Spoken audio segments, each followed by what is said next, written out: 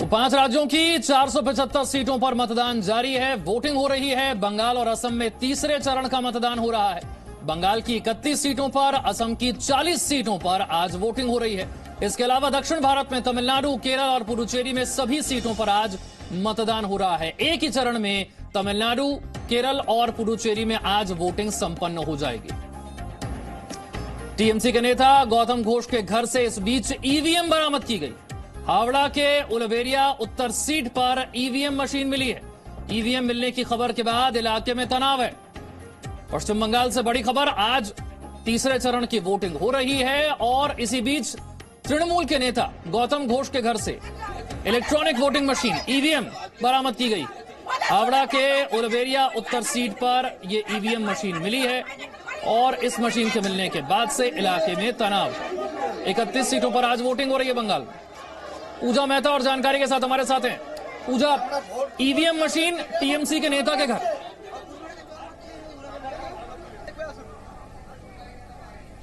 बिल्कुल विशाल, आपको बता दें बीती रात की घटना है। हावड़ा जिले के उलुबेरिया उत्तर सीट के तृणमूल कांग्रेस के नेता जो है गौतम घोष, उनके घर के बाहर ईवीएम बरामद किए गए।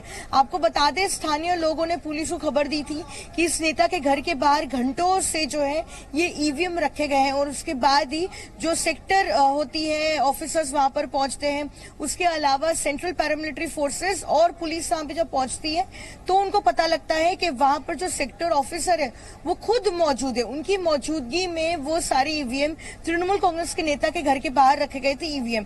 उसके बाद जब उनसे पूछताछ की गई तो उनका ये कहना था कि 2:30 बजे जो है वो ईवीएम लेकर सेक्टर ऑफिस पहुंचे थे। जब वो दफ्तर बंद हो चुका था, सीएपीएफ के जितने जवान थे वो सो गए थे, लिहाजा वो ईवीएम सेक्टर ऑफिस में नहीं रख पाए थे। तभी उनके असिस्टेंट सेक्टर ऑफिस ने कहा कि उनके रिलेटिव का घर है पास में और वो चाहे तो वहां पर ईवीएम रख सकते हैं। हालांकि चुनाव आयोग ने इस पूरे इंसिडेंट में जो है इन्वेस्टिगेशन ऑर्डर किया है, लेकिन अभी तक जो राहत की बात है वो ये है कि चुनाव आयोग की ओर से कहा गया है कि जो ईवीएम बरामद हुए वो पूरी तरीके से सील्ड थे, उसमें कोई भी जो है छेड़छाड़ नहीं की गई है। लेकिन ये जरूर इन्वेस्टिगेशन किया जाएगा कि आखिरकार तृणमूल कांग्रेस के नेता के घर के बाहर किस तरह से ये सारे ईवीएम पहुंच गए। इस खबर आने के बाद से इलाके में भी काफी तनाव था। अब हालात क्या है वहां?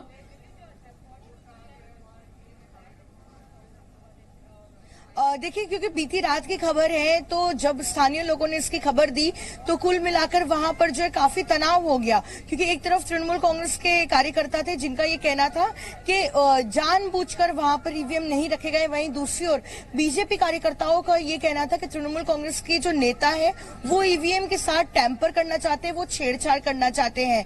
पुलिस भारी संख्या में वहां पर पहुंचती है और सेंट्रल पैरामिलिट्री फोर्सेस के जवान की वहां पर तैनाती की जाती है। स्टेट पुलिस भी वहां पर पहुंचती है, क्यूआरटीज को यहां पे तैनात किया जाता है ताकि दोनों गुट्टों को जो है वो अलग किया जाए। और वहां पर अभी भी तनाव है, लेकिन पुलिस की मौजूदगी है। ईवीएम वहां से लेकर जो है चुनाव आयोग के हाथ में हैंडओवर किए गए हैं और उसके बाद आज पोलिंग स्टेशन भी पहुंचाए गए हैं।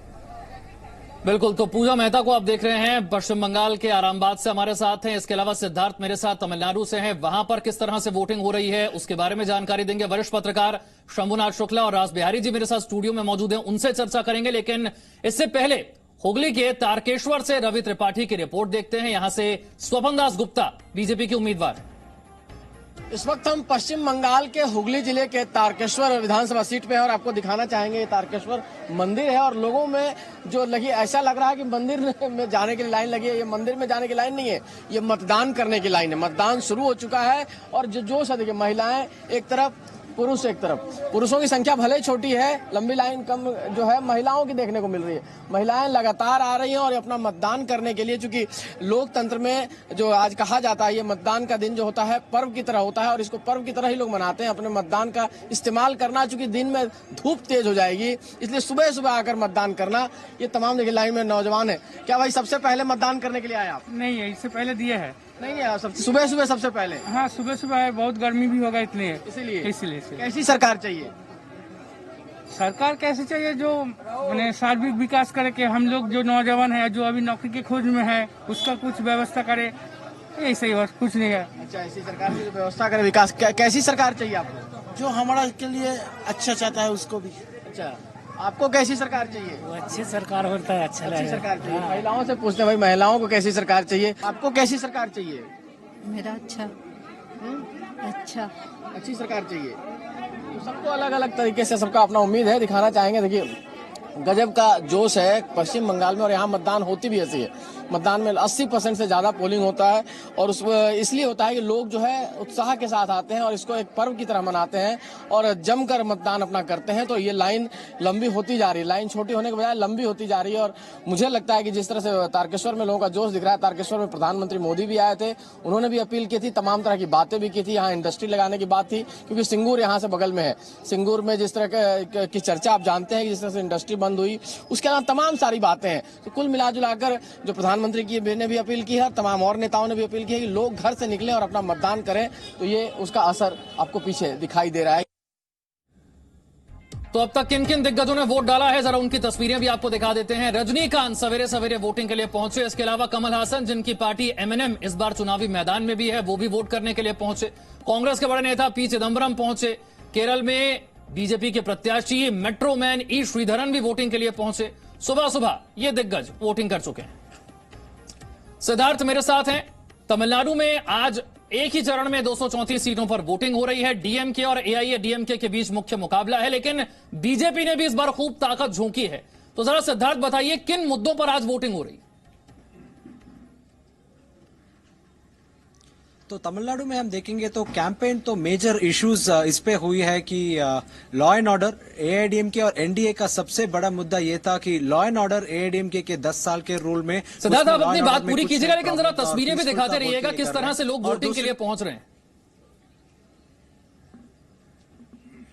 हाँ, मैं अपने वीडियो जर्नलिस्ट को बोलता हूं कि इधर पैन करके वो दिखाए कैसे वोटिंग चल रहा है। ये तो हम ग्रामीण प्रदेश में है, एडप्पाडी है जो चीफ मिनिस्टर के कॉन्स्टिट्यूएंसी है। ये तो एक ग्रामीण प्रदेश है और आप देख सकते हैं कि क्यू बहुत ज्यादा नहीं है, काफी भीड़ है पर बहुत ज्यादा नहीं है, और कंप्लीट कोविड प्रोटोकॉल्स के अनुसार ही काम चल रही है। इधर सारे लोग को अनुमति दे रही है अंदर मास्क पहनने के बाद, और अंदर जाने के बाद हाथ को सैनिटाइज करते हैं, और उसके आईडी कार्ड को चेक करने के बाद इनको ग्लव्स भी दिया जा रहा है, और सारे कोविड प्रोटोकॉल्स के अनुसार ही इधर काम चल रहे हैं। और उम्मीद है कि थोड़ी देर में चीफ मिनिस्टर एडप्पाडी पळनिस्वामी भी इधर आएंगे अपने परिवार के साथ। और यहाँ के लोग बोल रहे हैं कि चीफ मिनिस्टर इतने साधारण और सरल आदमी है कि वो अपने परिवार के साथ पैदल ही आ जाएंगे और पैदल आकर इधर वोट करेंगे, कह रहे हैं। और चीफ मिनिस्टर पहले इधर एक मुरुगन टेम्पल है, वहां मंदिर में जाकर पूजा करेंगे, और उसके बाद ही जो 10 और 11 बजे के बीच में जो ऑस्पिशियस टाइम है, उस टाइम पे आकर वो वोट करेंगे। यही है यहाँ के लोगों का उम्मीद। और जैसे आपने कहा, बीजेपी का भी इस इलेक्शन में बहुत इंपॉर्टेंट चुनाव है, क्योंकि बीजेपी ने इस बार 20 कैंडिडेट्स फील्ड किए हैं, और एनडीए तो एआईडीएमके और पीएमके जैसे तमिलनाडु के बड़े पार्टीज के साथ अलायंस में जुड़े हुए हैं। तो पहली बार बीजेपी एक बड़े अलायंस से कंटेस्ट कर रहे हैं तमिलनाडु से, और बीजेपी का उम्मीद है कि इस बार वो तमिलनाडु में अपना अकाउंट ओपन करें, क्योंकि बीजेपी ने ढेर सारे पॉपुलर कैंडिडेट्स को बहुत फील्ड से रोप इन किया है अपने पार्टी में, चाहे वो खुशबू सुंदर सिनेमा फील्ड से हो, चाहे वो farmer police officer IPS retired Annamalai हो, या चाहे वो बीजेपी के प्रेसिडेंट एल मुरुगन जो पहले लॉयर थे, वो भी कंटेस्ट कर रहे हैं इस बार। तो और इसके अलावा जो है कन्याकुमारी में भी लोकसभा सीट में फॉर्मर यूनियन मिनिस्टर पोन राधाकृष्णन रिप्रेजेंट कर रहे हैं एनडीए को। तो बीजेपी के लिए एक बहुत महत्वपूर्ण चुनाव है, क्योंकि उनका मानना यह है कि इस बार वो असेंबली एंटर कर पाएंगे डबल डिजिट्स में तमिलनाडु में। ठीक है, तमिलनाडु में क्या हाल है, किन मुद्दों पर वोटिंग हो रही है, किस तरह से लोगों में उत्साह है, ये आपने देखा। राज बिहारी जी हमारे साथ हैं, वरिष्ठ पत्रकार है। राज बिहारी जी, आज बंगाल में जिन 31 सीटों पर वोटिंग हो रही है, पिछली बार वहां पर 29 सीटें टीएमसी ने जीती थी। एक तरह से टीएमसी का गढ़ है। आज जो वोटिंग होगी वो ट्रेंड सेट करेगी आगे के चरणों के लिए भी। बिल्कुल। पिछले विधानसभा चुनाव में इन 31 सीटों में से हावड़ा की जो आमटा सीट है और दक्षिण 24 परगना की जो कुलतली सीट है, ये सिर्फ विपक्ष के पास थी। मतलब एक सीट कांग्रेस के पास थी, एक सीट माकपा के पास थी। और 2019 के लोकसभा चुनाव के बाद वहां पर परिदृश्य बहुत तेजी से बदला है। अगर हम हुगली की बात करें तो हुगली में खासतौर पे हुगली में, क्योंकि लोकसभा में हुगली जिले में जो 18 सीटें में ज्यादातर पे बीजेपी आगे रही थी। आज उसकी 8 सीटों पे इलेक्शन है, और हावड़ा में जरूर, जो हावड़ा की सीट है उसमें जरूर टीएमसी ने बढ़त बनाई थी, और दक्षिण 24 परगना की जो 16 सीटें हैं उसमें बीजेपी बहुत ज्यादा बढ़त नहीं थी उस हिसाब से। लेकिन अब जो चुनाव हो रहा है उसमें एक फैक्टर इंडियन सेकुलर फ्रंट का भी है। इंडियन सेकुलर फ्रंट जो है वो दक्षिण 24 परगना की 16 में से 4 सीटों पे, हावड़ा की 1 सीट पे और हुगली की 3 सीटों पे असर डाल सकता है अगर मुस्लिम ISF की तरफ जाते हैं तो। इसमें सबसे बड़ी बात है कि दक्षिण 24 परगना जो TMC का बहुत बड़ा गढ़ था, उसमें अब पूरी तरह से TMC को झटका लग सकता है, ऐसा माना जा रहा है। और रिपोर्ट भी इस तरह की आ रही है। और खास तौर पे TMC के जो आपसी जो झगड़े हैं, चाहे हम हावड़ा की बात करें, चाहे हम हुगली की बात करें, चाहे हम दक्षिण 24 परगना की बात करें, जो TMC के आपसी झगड़े हैं उसकी वजह से भी TMC को वहां बड़ा नुकसान पहुंच सकता है। ठीक है शंभुनाथ शुक्ला जी, अभिषेक बैनर्जी के प्रभाव वाला क्षेत्र डायमंड हार्बर, वहां पर भी वोटिंग हो रही है और अभिषेक बैनर्जी तो अपने आप में एक बड़ा मुद्दा रहा है बंगाल के चुनाव का। देखिए, डायमंड हार्बर सबसे इंपॉर्टेंट इसलिए भी कलकत्ता से करीब 60 किलोमीटर है और डायमंड हार्बर बहुत कुछ तय करेगा। अभिषेक बनर्जी वहां से हैं, अभिषेक बनर्जी ममता बनर्जी के भतीजे हैं। सारा का सारा हमला जो है अभिषेक बनर्जी पे हुआ है और माना जाता है कि अभिषेक बनर्जी का बड़ा प्रभाव मंडल है। क्या कर पाते हैं उस पूरे इस इलाके में, साउथ परगना के, दक्षिण साउथ परगना के, ये उसी पे डिपेंड करेगा कि अभिषेक बनर्जी पे कुछ डेंट हुआ या नहीं हुआ, बहुत कुछ तय कर देगा। इस बार जो भी बंगाल में देखिए, दक्षिण बंगाल के जिस 3 जिलों में चुनाव हो रहा, वो तीनों जिले TMC के गढ़ है और बहुत महत्वपूर्ण है। इसमें दक्षिण साउथ परगना जो है वो इन पर डिपेंड करता है अभिषेक बनर्जी पे। बाकी जो 2 जिले हैं उनमें से हुगली में जैसे तारकेश्वर सीट से बीजेपी के स्वप्न दास गुप्ता लड़ रहे हैं, बहुत महत्वपूर्ण सीट है, यहाँ पे क्या होगा। या उसी तरह 24 परगना की दूसरी सीटें जो हैं उनमें एक में कांति गांगुली CPM से हैं, दूसरी में TMC के विमान बनर्जी हैं। तो कहना चाहिए कि पूरा का पूरा चुनाव जो है यहाँ पर एक तरफ अनुभवी लोग हैं, दूसरी तरफ बिल्कुल नए लोग हैं। क्या इन पे हो पाता है, ये बहुत कुछ डिपेंड करेगा आगे। ठीक है, जल्दी से हुगली का रुख कर लेते हैं। रवि त्रिपाठी हमारे साथ हैं। रवि, जरा जल्दी से तस्वीरें दिखाइए, कितना उत्साह आपको वोटर्स में नजर आ रहा है? अब देखिए ये तस्वीर है, पीछे दिखाना चाहेंगे। और अभी चर्चा और थी स्वपन दास गुप्ता की। देखिए स्वपन दास गुप्ता तस्वीरों में आपको दिखाई दे रहे हैं। ये पोलिंग बूथ है और लोग लाइन लगा के चारों तरफ, देखिए मतदान केंद्र है, मतदान केंद्र पर जिस तरह से भीड़ है। स्वपन दास गुप्ता यहाँ पहुंचे। दादा, क्या माना जाए कि क्या माहौल है? आपको लग रहा है कि लोग मतदान अपना आराम से कर रहे हैं? এখানে একটা জায়গায় আছে, একটা জায়গায় নেই, সে কি কারণে হয়েছে? सब लोग अपना मतदान कर रहे हैं आराम से, आपको लग रहा है? आराम से कर रहे हैं, लेकिन हम लोग के एजेंट का ऊपर बड़ा थ्रेट दे रहे हैं, इसीलिए 1-2 जगह समस्या हो रहे हैं। क्या परेशानी हो रही है? क्या हम लोग को एजेंट को ऊपर हुमकी दे रहे हैं, लोकल थ्रेट्स दे रहे हैं, उसीलिए 1-2 एजेंट डर गया है, तो उसके कुछ व्यवस्था हम कर रहे हैं। आप प्रशासन से बात कर रहे हैं? একটা রুমে আছে এজেন্ট, একটা রুমে এজেন্ট নেই। একটা রুমে এজেন্ট আছে, একটা রুমে নেই। তাকে কি ভয় দেখানো হচ্ছে? ভয় দেখানো দেখুন, আপনিও জানেন কে দিচ্ছে। दादा, जिस तरह से वोटिंग हो रही है, लोग सुबह निकल के आ रहे हैं, इसका मतलब माना जाए कि प्रधानमंत्री ने अपील की है, उसका असर पड़ेगा। हाँ, छोड़ दीजिए। हाँ, जरूर। स्वपन दास गुप्ता जी हैं, देखिए निकले हुए हैं और लगातार कई बूथ पर जा रहे हैं। बूथ पर जाकर लोगों से मिलते हैं, देखते हैं कि वोटिंग का क्या स्थिति है, स्टेटस है, और उसके हिसाब से निकल रहे। तो स्वपन दास गुप्ता साहब यहाँ हैं, मैं चाहूंगा कि इनसे इसके बाद बातचीत भी करें। स्वपन दास गुप्ता जगह जगह जाकर लोगों से बातचीत कर रहे हैं।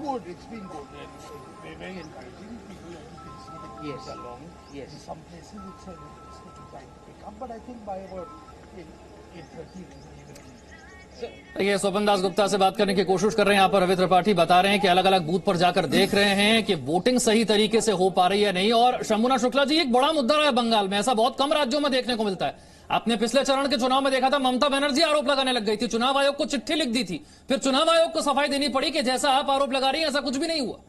अब यहाँ पर दूसरा मामला, आज जो गौतम घोष के घर में EVM मिली है, गौतम घोष TMC के नेता हैं, तो ये आरोप प्रत्यारोप की राजनीति जो है वो बंगाल में काफी, कहना चाहिए 2017-18 से ही शुरू हो गई थी। क्योंकि सीधा का सीधा जो बीजेपी को भी दिख रहा है कि अगर उसको नई जमीन कहीं मिलना है, देखिए नॉर्थ ईस्ट में असम उसके पास आ गया, त्रिपुरा आ गया, तो उससे लगता है कि बंगाल का गढ़ अगर फतह कर ले, बंगाल में लोकसभा की सीटें बहुत ज्यादा हैं, विधानसभा 294 सीटों की है, तो बंगाल अगर फतह कर लेती है तो बीजेपी की प्रतिष्ठा एक एलीट क्लास में बढ़ेगी। बंगाल का भद्रलोक बहुत महत्वपूर्ण लग रहा है।